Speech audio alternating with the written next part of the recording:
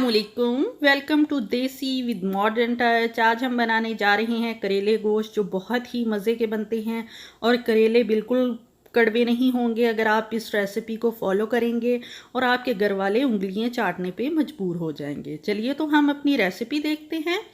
यहाँ मैंने 400 ग्राम के करीब करेले लिए हैं और अब हम इसको छील के काट लेते हैं। सबसे पहले मैंने इनकी साइडें उतार ली हैं और इसको छीलना स्टार्ट कर दिया है। आप नाइफ़ ले लें या कोई शार्प स्पून ले लें, उसकी मदद से इसको अच्छे से छील लें।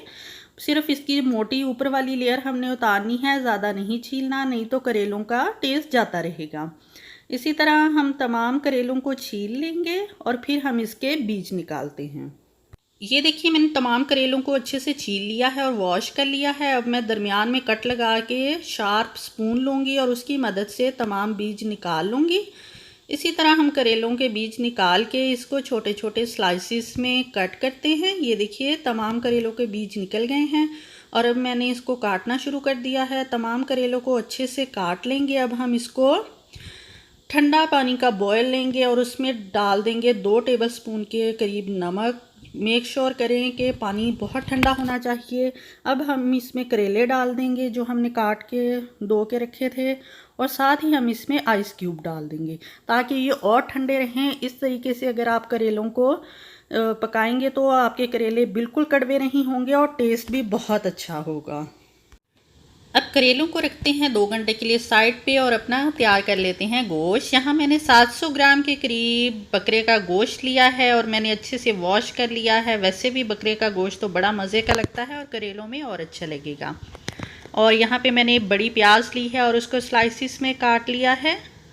और अब हम इसमें डालेंगे अपने खड़े मसाले। खड़े मसालों में मैंने लिए हैं थोड़ी सी लौंग, थोड़ा सा ज़ीरा और थोड़ी सी काली मिर्चें और 4-5 स्टिक ली हैं मैंने दालचीनी की। ये सारी गोश्त में जाएंगी। अब इसमें हम शामिल करेंगे 4 से 5 कप पानी।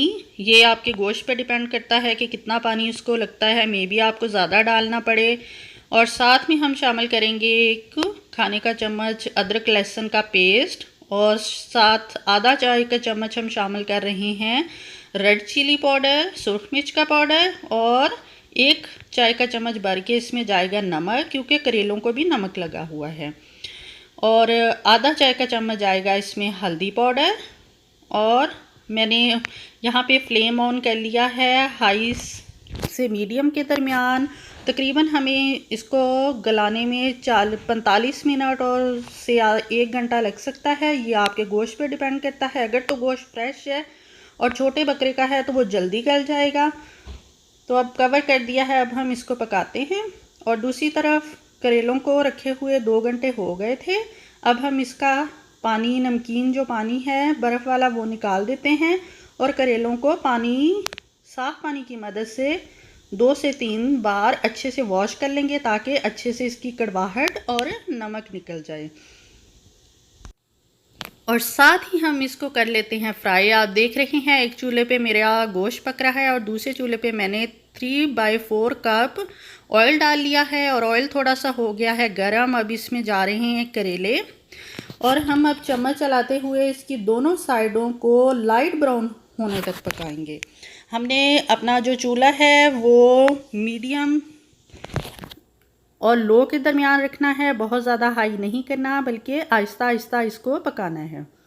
यहाँ तकरीबन 7 से 8 मिनट में हमारे करेले लाइट ब्राउन हो गए हैं और करेले अच्छे से गल भी गए हैं। इससे ज़्यादा हमने इसको ब्राउन नहीं करना, वरना करेलों का जो अपना टेस्ट होता है वो बिल्कुल जाता रहेगा। अब हम निकाल लेते हैं करेले, और जो करेलों का ऑयल होगा वो हम वेस्ट नहीं करेंगे, बल्कि यही ऑयल हम गोश्त को भूनने के लिए इस्तेमाल कर देंगे।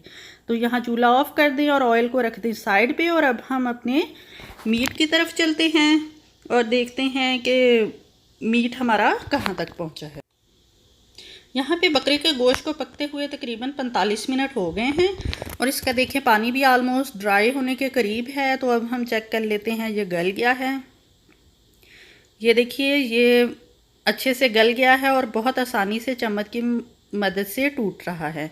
तो अब हम इसमें अपना शामिल कर देंगे टमाटर और सब्ज़ मिर्चें। एक बड़ा टमाटर लिया है और 3 अदद मैंने सब्ज़ मिर्चें शामिल कर दी हैं कटी हुई, और अब हम इसको चम्मच चलाएंगे और दोनों चीज़ों को थोड़ा सा टेंडर होने देंगे। हमने यहाँ पे चूल्हे को कवर नहीं करना पैन को, क्योंकि इससे हमारा गोश्त ज़्यादा गल जाएगा और टूटना शुरू हो जाएगा। देखिए स्किन बिल्कुल बोन से अलहदा हो रही है, मतलब कि गोश्त बहुत अच्छे से गल गया है और टमाटर भी गल गए हैं। तो अब हम इसमें शामिल करते हैं ऑयल। ऑयल हम वही यूज़ करेंगे, अगर आपको और की ज़रूरत हुई तो थोड़ा सा ऑयल शामिल कर लें, अदरवाइज़ ये ऑयल काफ़ी है, क्योंकि करेले भी ऑयल में फ्राई हैं। अगर आप ज़्यादा ऑयल डालेंगे तो बाद में ऑयल ज़्यादा हो जाएगा। ये देखिए हमारे गोश्त ने ऑयल छोड़ दिया है और देखिए कितना मज़े का मसाला बना है और गोश्त भी बहुत अच्छा गल गया था। और अब हम आंच को कर लेंगे हल्का, क्योंकि हमारा गोश्त तो बिल्कुल रेडी है और इसने ऑयल भी छोड़ दिया है। और अब हम इसमें शामिल करेंगे अपने फ्राई किए हुए करेले। देखिए कितना मज़े का गोश्त लग रहा है। अब हम इसको करते हैं मिक्स।